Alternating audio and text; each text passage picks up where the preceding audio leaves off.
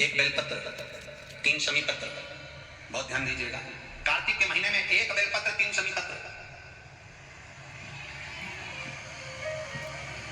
कार्तिक के महीने की दोनों अष्टमी में से किसी भी अष्टमी पर, चाहे उजाले की हो चाहे अंधेरे की, शुक्ल पक्ष की हो चाहे कृष्ण पक्ष की, एक बेलपत्र, 3 शमी पत्र। आप कभी दिल से, कभी मौका मिले हृदय से, दामोदर मास में, कार्तिक मास में अशोक सुंदरी वाली जगह का स्पर्श कर कर भगवान शंकर के शिवलिंग पर एक बार समर्पित कर कर देखना, और दूसरे वर्ष इंतजार करना कि तुमने कार्तिक महीने में अष्टमी के दिन बाबा को शमी पत्र और बेलपत्र दिया था, क्या बाबा ने तेरे घर में धन और वैभव दिया कि नहीं दिया? जो स्थिति में गाड़ी चल रही थी वो स्थिति की गाड़ी तेरी पार हुई कि ना? कितने बेलपत्र? बोलो बोलो, जम के बोलो जरा। कितना शमी पत्र? एक बेलपत्र, 3 शमी पत्र। कभी स्मरण में लाइएगा। बस ये जो कार्तिक महीने में, दामोदर मास में आप एक बेलपत्र और 3 शमी पत्र अष्टमी के दिन, चाहे शुक्ल पक्ष की हो चाहे कृष्ण पक्ष की हो, दोनों अष्टमी में से किसी भी अष्टमी को जब आप समर्पित करें तो चंपेश्वर महादेव का नाम लेकर, कौन से महादेव? जम के बोलो जरा, सबकी आवाज आना चाहिए। चंपेश्वर महादेव, केवल चंपेश्वर महादेव का नाम लेकर आप अशोक सुंदरी का स्पर्श कराकर शंकर भगवान के शिवलिंग पर समर्पित करें। अशोक सुंदरी का मालूम है सबको?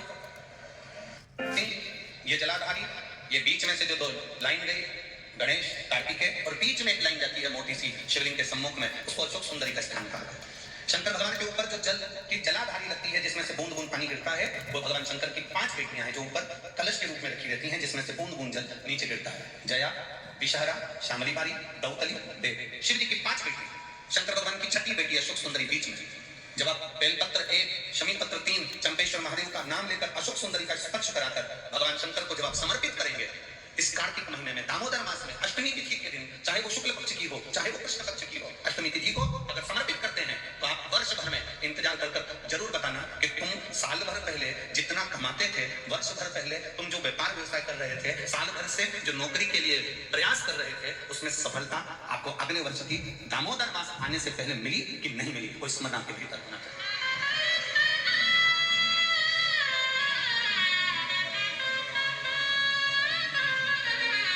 शंभो शरणे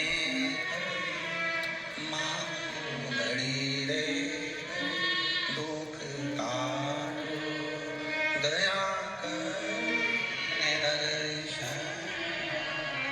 आप दिल से उससे प्रार्थना करोगे तो वो दिल से दे देगा। महाराज, ईमान और जुबान, 2 चीजें व्यक्ति की पक्की होना चाहिए। क्या क्या? बोलो, जम के बोलो। ईमान और दूसरी जुबान पक्की हो। आप दिल से, आप बाबा का भजन कर दो, आप दिल से बाबा का स्मरण कर दो। एक पत्र आया है,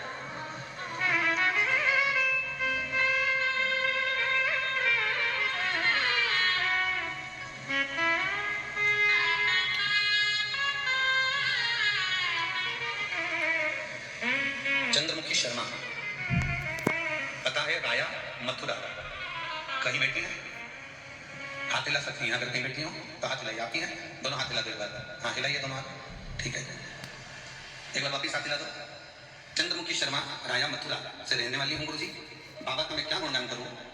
मेरी बेटी मुस्कान कई सालों से नौकरी की तैयारी कर रही थी कि सरकारी नौकरी मिले, पर नहीं मिली। आखिरी में हताश होकर वो मंदिर जाना भी छोड़ी, भगवान का भजन करना भी छोड़ी। तब एक बार टीवी पर हमने कथा सुनी, और कथा सुनकर हमारी बेटी से कहा कि देख, वो महाराज सिंह वाला कहता है कि शिव जी को 1 लोटा जल चढ़ाना चाहिए। माँ, हम ब्रज की रज में रहते हैं, ठाकुर जी का भजन करते हैं, शिव को जल चढ़ाने का बाबा कह रहे हैं। मैंने अपनी बेटी से कहा, कृष्ण और शिव में कोई अंतर नहीं है। कृष्ण जब तक नहीं मिलते जब तक शंकर की भक्ति ना हो, और शंकर जब तक नहीं मिलते जब तक कृष्ण की भक्ति ना हो। ये दोनों का मिलना सरल नहीं है। मैंने कहा, जब टीवी पर बाबा कह रहे हैं, सिगर वाला महाराज कह रहे हैं कि 1 लोटा जल सारी समस्या का हल, तो चढ़ाने में जाता क्या है? माँ 7 वर्ष से नौकरी की तैयारी कर रही हूं पर नहीं मिली, तो मुझे नहीं लगता कि मिलेगी, पर तुम कहती हो तो मैं शंकर जी को जल चढ़ाना प्रारंभ करती हूँ। शिव जी को जल चढ़ाना चालू करा मेरी बेटी मुस्कान शर्मा ने, और बाबा का मैं क्या वर्णन करूं गुरुदेव। मेरी बेटी ने एग्जाम दिया और बाबा की कृपा से उसका इंडियन नेवी में हो गया। मैं बाबा को यहाँ प्रणाम करने के लिए आई हूँ। ये शिव तत्व है, ओ घड़ी है शंकर। बेटियों बहन, हर हर महादेव। अर्थात शिव महापुराण की कथा कहती है